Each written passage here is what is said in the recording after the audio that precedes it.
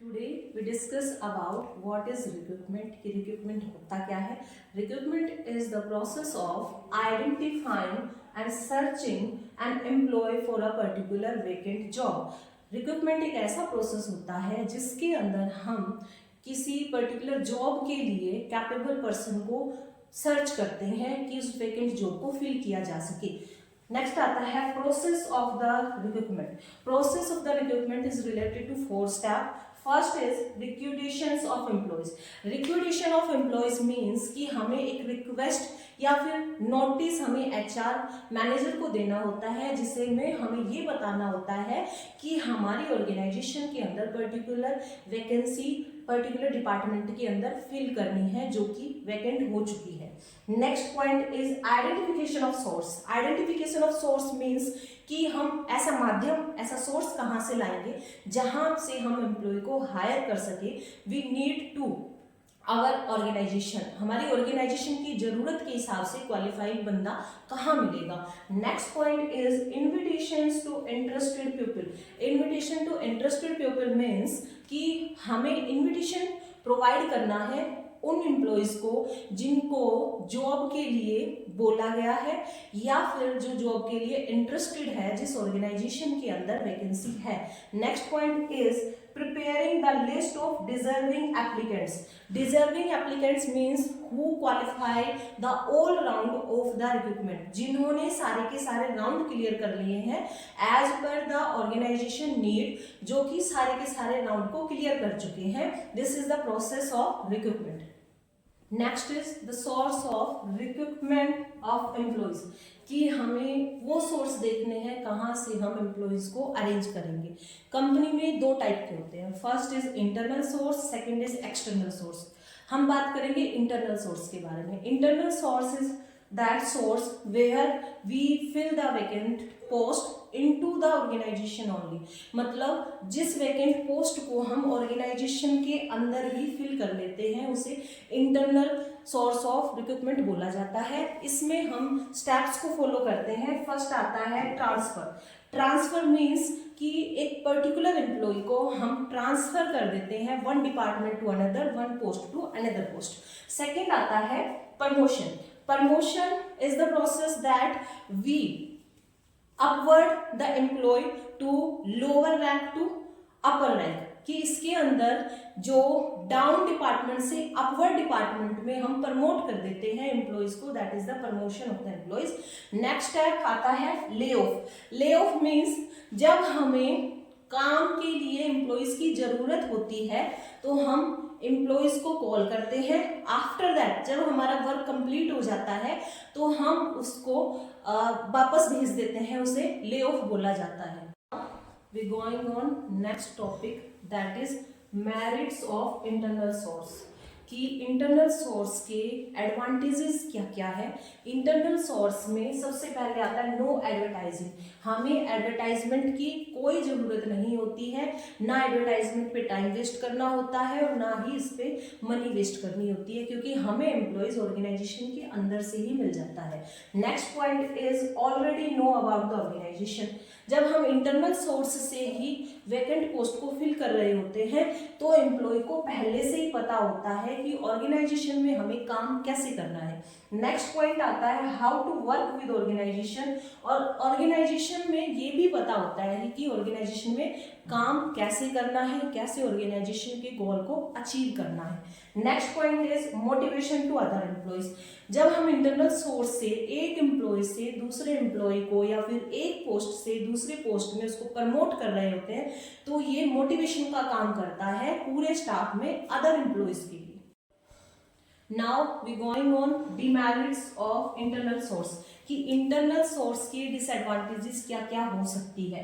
सबसे पहले होती है न्यू स्किल्स. जब हम इंटरनल सोर्स से ही भर्ती कर लेते हैं तो न्यू आइडियाज न्यू स्किल्स हम जनरेट नहीं कर पाते हैं.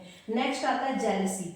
This is the most important point जब हम इंटरनल सोर्स से किसी भी वैकेंट जॉब को फिल कर लेते हैं तो और अदर एम्प्लॉयज के अंदर जेलसी आ जाती है, जिससे वो एक दूसरे एम्प्लॉयज के बीच में बायसनेस आ सकती है। नेक्स्ट पॉइंट है stop the entry of young ones. जब हम इंटरनल सोर्स से ही अपनी वैकेंट जॉब को फिल कर लेते हैं तो हमें जो नए एम्प्लॉयज चाहिए जो एक्सटर्नल सोर्स से आते हैं उस पर स्टॉप लग जाता है। एक्सटर्नल सोर्स से हम किसी भी बंदे को हायर नहीं कर सकते हैं। Next is external source of recruitment, कि बाहर से जो हम भर्तियां करते हैं उसके कौन कौन से सोर्सेज हैं। फर्स्ट आता है डायरेक्ट रिक्रूटमेंट। डायरेक्ट रिक्रूटमेंट मतलब होता है, काफी टाइम आपने देखा होगा फैक्ट्री और कंपनी के बाहर नोटिस बोर्ड पे लिखा होता है कि हमें पर्टिकुलर जॉब के लिए एम्प्लॉय की जरूरत होती है। फिर नेक्स्ट आता है मीडिया एडवर्टाइजिंग। मीडिया एडवर्टाइजिंग आज के टाइम में सब मीडिया पे फोकस करते हैं, तो सभी कंपनियां, सभी ऑर्गेनाइजेशन या फैक्ट्री जो भी होती है मीडिया के थ्रू एडवर्टाइजमेंट करके हमें वैकेंट जॉब की इंफॉर्मेशन देती है। नेक्स्ट आता है placement agency.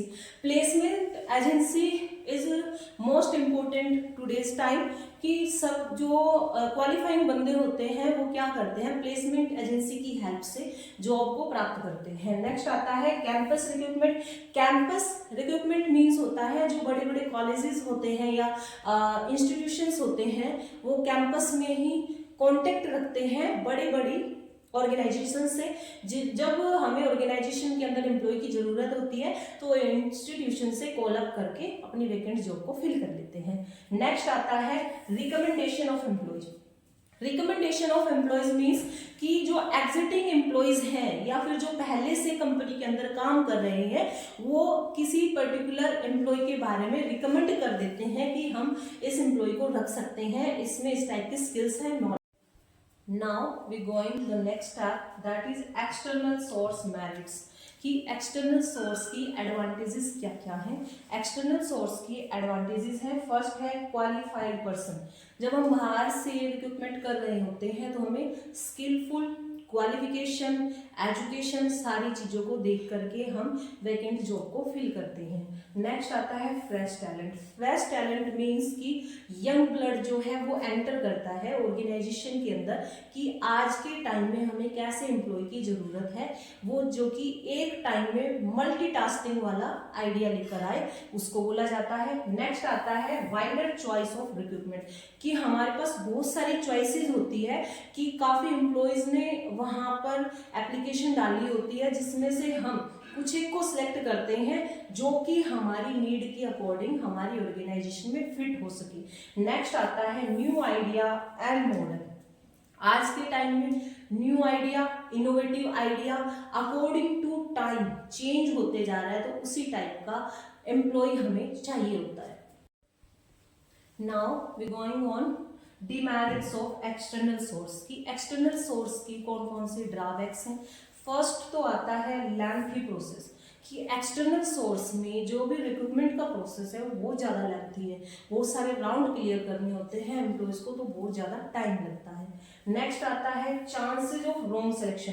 Most of time होता है कि अगर किसी ने रिकमेंडेशन दी है तो हम रॉन्ग सिलेक्शन भी हो सकता है वहाँ पर। नेक्स्ट आता है increase labour turnover ratio. Increase labour turnover ratio means कि हमारे पास एम्प्लॉयज होते हुए भी हम एम्प्लॉय को हायर कर लेते हैं, जिससे कि इंक्रीज कर देता है लेबर टर्नओवर रेशियो को। नेक्स्ट आता है कॉस्टली प्रोसेस।